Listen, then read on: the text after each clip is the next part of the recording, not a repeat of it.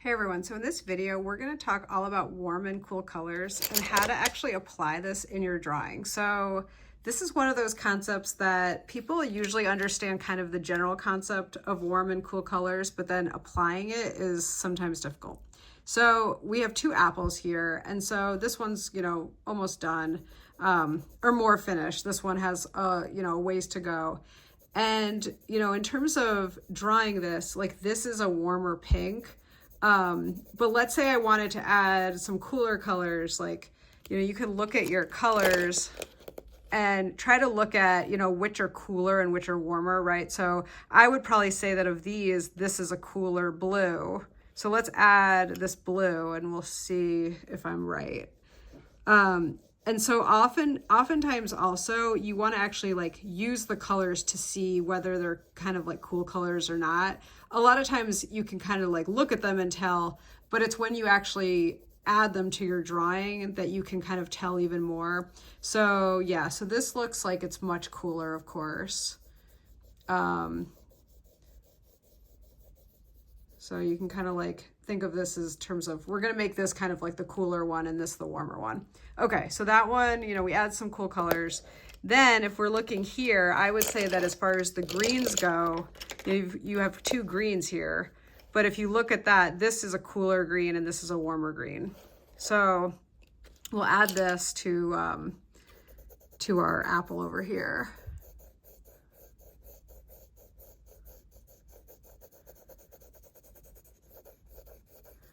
And when I'm drawing, I tend to use kind of a lighter pressure with colored pencils. And the way to think about colored pencils is that you kind of want to build it up slowly.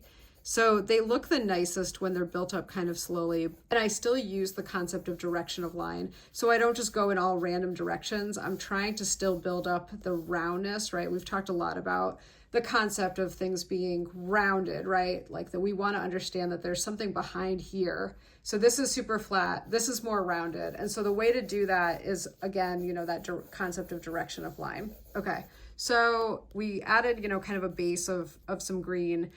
And now let's add some of our warmer colors. So we've got our red, we've got, these I would say are all pretty warm looking tones. And so then I might come back in. And so what I do a lot with Prismacolors, and these are Prismacolors, which they're good, like they last for a long time and they're good quality, is I just keep going over it. I keep layering. So it's not like you just add one color and then you're done with it. It's a lot more building it up in terms of layers.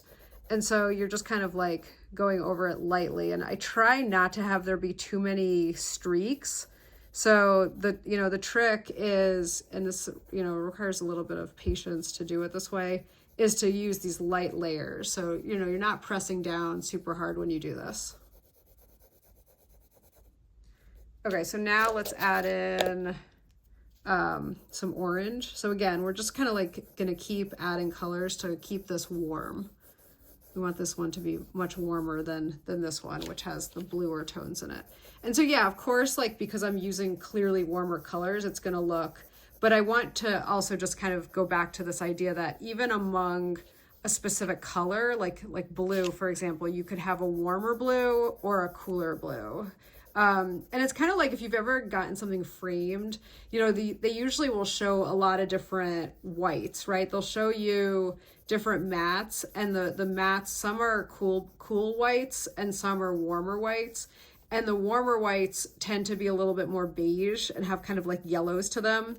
And the the cooler whites tend to have some blues to them. So that's something just to kind of like, think about if you've ever done that. That might make sense. If not, then, but if you've ever, gotten something matted, you're probably familiar with this concept.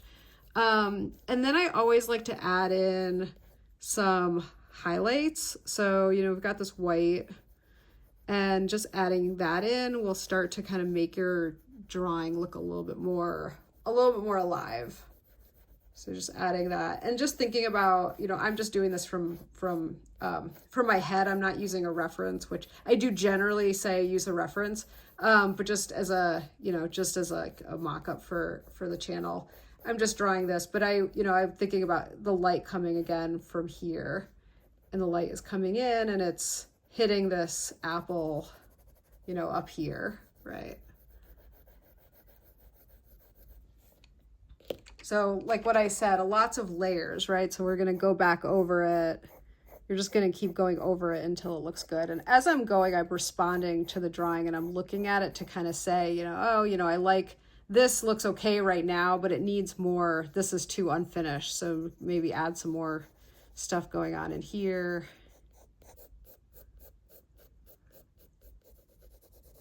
Now, one thing to always think about when you're drawing is that you want to have shadows and highlights and midtones, right? So you don't want to just have it be, at first it was too much highlight and not enough shadow. We want to start thinking about what the shadow should look like and how we can build up, a good shadow that makes it look more realistic, kind of similar to what we have over here. So I might look at some of my different colors and try to find one that I think might work well. Like I like this fuchsia, but I feel like there needs to be more going on there. Like it's not quite doing what I want it to be doing. So, maybe like I'll look at my colors and I think I'm actually going to add some green to it. So when you're adding green, what you're doing is you're actually adding the complementary color to, so green and red are complementary colors, right? So they're opposite the color wheel. And this, again, this is a warmer green. So if I look at this green compared to like this green, you can see that they're different, that this feels a little bit cooler to me than this one. Okay, so as I'm going, like this is definitely like a much deeper shadow than I had at first. So I like that. But, maybe when you put it down, it's just still a little bit too dark or too green. So what you can do is you can then take your red and keep layering and integrating it into the image because you don't want it to look too like kind of out of place. So when you're using color, like you're kind of thinking about how you're going to integrate the two.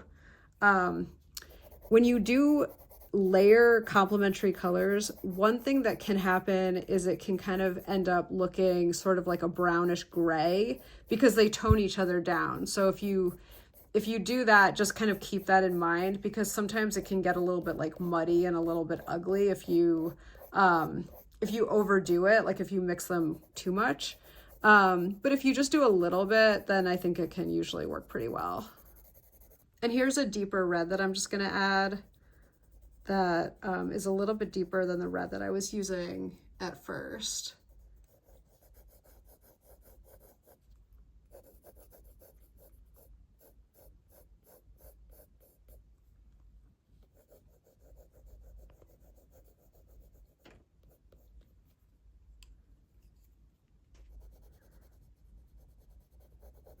Now, one tip that I recommend is that when you add the shadow in, use colors that are actually in your object. So instead of just making it black or gray, one thing you can do is you can take a color that's kind of like a neutral or a dark and just add a little bit to, to like the table or whatever to make it look like a shadow.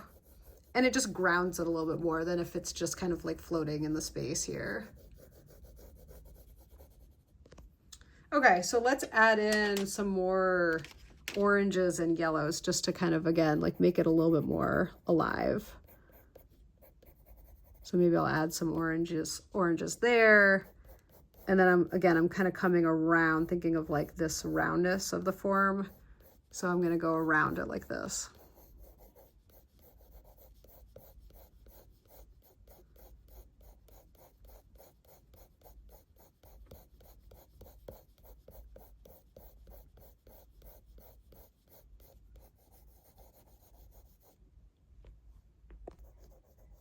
And so again, you can kind of add the red back to the green and that will warm up the, the image a little bit. It'll make it look a little bit more integrated. If you were using a green and you feel like it just kind of looks a little bit too out of place, you can do a lot of layering and mixing of the colors together and it'll look good. So if you're new to my channel, please hit the subscribe button. If you enjoyed the video, please like the video. That signals to YouTube that people like it, and it will send it out to more people. So thank you as always for watching, and I'll see you soon.